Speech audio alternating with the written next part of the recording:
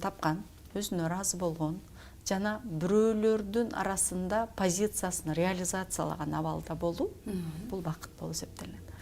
Бактылуулук бир өмүргө өтө узак мөөнөткө болбойт.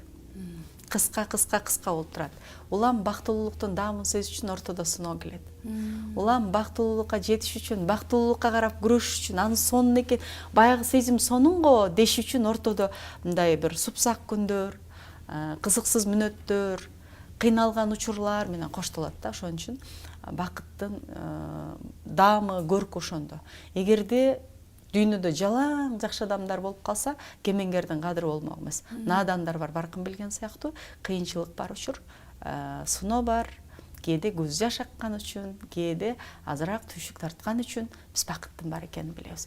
Демек, ошонун өзү бакыт экендигин, аркасында күтүп турган бакыт экендигин, түнөргөн тумандан кийин күн чыга турганын билген сыяктуу ар бир адамдын анча сыноолор бакыт берерин көңүлгө алып, бактылуу мүнөттөр бул биз сезгенде гана баш баарын көңүлгө алып жашаганыбыз дурус болот.